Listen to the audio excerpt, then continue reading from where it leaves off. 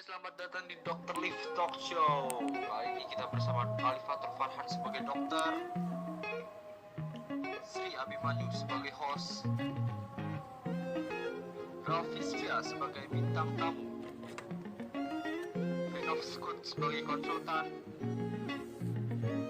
Siti Noveli sebagai penonton, Linggar Hermalia sebagai penonton, Nanda Nabila sebagai penonton, John Yohana sebagai penonton, dan Zahra Afifah sebagai penonton. Selamat menyaksikan Sobat Cerdas. Oke Sobat Cerdas, dikarenakan pandemi corona yang telah merebak kemana-mana, dan kali ini kita akan mengadakan e-conference. Sebenarnya sudah diadakan, yaitu sekarang. Nah, kita sudah bersama dengan Dr. Alif. Dr. Alif, selamat pagi.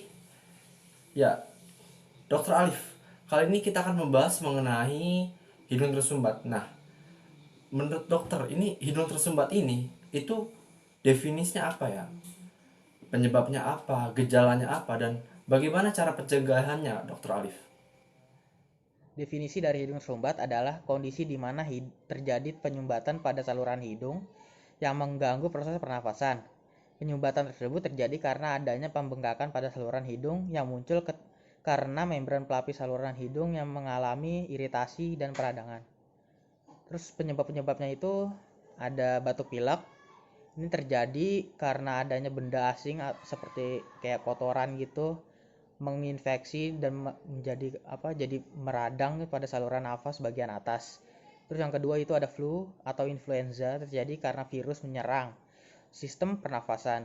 Yang ketiga ada sinusitis akut. Nah, pas sinusitis ini terjadi, jaringan di dalam hidung meradang dan membengkak sehingga rongga hidung menyempit. Terus yang keempat ada alergi. Nah, ketika penderita alergi terpapar oleh zat penyebab alergi, maka tubuh akan bereaksi. Berbagai hal bisa terjadi akibat reaksi alergi. Nah, terus ada cara-cara yang bisa kita lakukan untuk menyembuhkan atau meredakan hidung tersumbat. Terus yang pertama itu dengan nasal spray dan nasal dekongestan. Yang kedua, banyak minum air hangat. Ketiga, menghirup uap air hangat.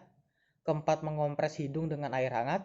Kelima, minum obat buat ngilangin hidung tersumbat tersebut.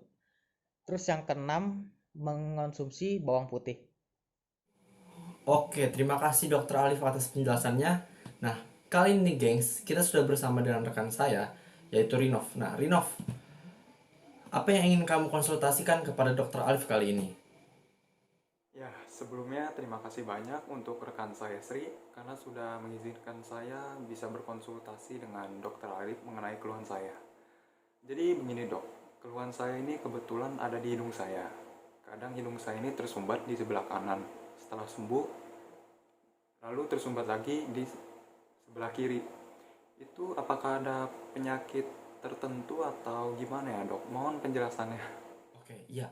Benar sekali Dr. Alif. Bagaimana jika hidung tersumbat itu sebelah kanan terlebih dahulu, lalu pindah lagi ke sebelah kiri, lalu seperti itu terus-terusan. Nah, itu bagaimana cara pencegahannya dan itu penyebabnya apa, Dr. Alif? Nah, untuk keluhan tersebut ada beberapa penyakit yang bisa menyebabkannya. Pertama itu ada rinitis vasomotor atau radang pada rongga hidung non-alergi. Yang kedua ada rinitis alergi, radang yang disebabkan oleh suatu alergi. Yang ketiga ada rinitis infeksi atau radang pada rongga hidung yang disebabkan adanya infeksi virus atau bakteri. Nah, kalau infeksi virus itu ingus akan encer dan bisa disertai hidung tersumbat, batuk atau bersin. Sedangkan pada bakteri, ingus akan kuning kehijauan dan bisa pula demam, batuk, dan sebagainya. Pada rinitis ini, biasanya kalau udah sembuh itu nggak bakal kambuh lagi kecuali ada infeksi baru. Nah, untuk mengetahui keluhan Anda bisa mengevaluasi keluhan Anda seperti penyebab tersering, berat gangguan, dan lain-lain. Sehingga Anda sudah memiliki gambaran yang dibutuhkan saat memeriksa ke dokter. Dan untuk sementara, Anda bisa mengkonsumsi obat untuk mengobati gejala alergi seperti antihistamin untuk meringankan keluhan. Terima kasih Dr. Alif atas penjelasannya. Nah, untuk teman-teman yang terkena gejala-gejala seperti yang teman saya sebutkan itu, nah, teman-teman bisa meringankan gejalanya dengan antihistamin. Nah, apakah sudah jelas Rinov atas penjelasan Dr. Alif? Ya, sejauh ini cukup jelas dan bisa dimengerti. Oke, baik-baik. Selanjutnya, kita sudah kedatangan bintang tamu yang sangat populer, yaitu Ralf Hiskia. Selamat datang Ralf Hiskia dalam e-conference kali ini dengan Dr. Alif. Oke, baik Ralf. Apa yang ingin Anda konsultasikan kepada Dr. Alif kali ini? Dok, saya mau nanya nih, emang bener ya kalau misalkan hidung kita tersumbat atau lagi mabuk itu bisa menyebabkan sakit kepala juga, Dok? Baik, benar sekali dok. Terkadang kita apabila hidung tersumbat itu akan sakit kepala dok. Nah, itu bagaimana cara penanganannya dok? Dan sebenarnya apa sih itu penyebabnya dok? Nah, sakit kepala yang dirasakan saat flu ini ternyata ada kaitannya dengan produksi ingus berlebih saat flu. Di belakang pipi, hidung dan mata manusia ada sinus atau rongga hidung yang bisa membengkak. Nah, ketika produksi ingus kita jadi berlebih sehingga menumpuk saat sedang flu, sinus akan membengkak. Pembengkakan ini kemudian menekan beberapa syaraf dan membuat kita sakit kepala. Selain pembengkakan sinus, sakit kepala juga disebabkan oleh peran sitokin. Sitokin ini adalah molekul penangkal infeksi yang dilepaskan oleh sistem imun tubuh. Nah, molekul sitokin ini sebenarnya fungsi utamanya itu untuk melawan infeksi, tapi mereka juga bisa menyebabkan peradangan yang bikin sakit kepala. Nah, agar sakit kepala saat flu ini tidak menjadi lebih parah, ada beberapa cara yang bisa dilakukan. Pertama, sebaiknya jangan bergerak terlalu cepat. Jangan menggelengkan kepala dengan keras atau bangun dengan mendadak dari posisi duduk atau tidur. Nah, cara kedua yang bisa dilakukan adalah dengan menggunakan uap panas untuk melegakan hidung tersumbat. Uap yang kita hirup dapat melegakan hidung tersumbat dan mengurangi penumpukan ingus, sehingga pusing juga berkurang. Oh gitu, oke deh dok, makasih udah jawab pertanyaan saya. Oke, baik. Nah, oke, setelah bintang tamu dan teman saya berkonsultasi kepada Dr. Alif, bagaimana jika salah satu peserta e-conference kali ini ikut menanyakan kepada Dr. Alif? Ya, siapa yang ingin bertanya kali ini? Oke, baik. Ya, oke, Cindy. Apa yang ingin Anda ajukan atau apa yang ingin Anda konsultasikan kepada Dr. Alif mengenai hidung tersumbat? Nama saya Cindy Noveli, saya dari kelas 11 IPA 1. Nah, di sini saya mau nanya, Dok. Ada nggak sih cara untuk mengantisipasi dampak dari hidung tersumbat apabila kita sudah mengalami gejalanya? Baik. Nah, Dok, bagaimana nih cara ampuh kita mengantisipasi dampak dari hidung tersumbat ini? Apakah bagaimana caranya atau apakah apa yang harus kami lakukan jika terkena hidung tersumbat ini? Ya, tentu saja ada beberapa cara untuk mengatasinya.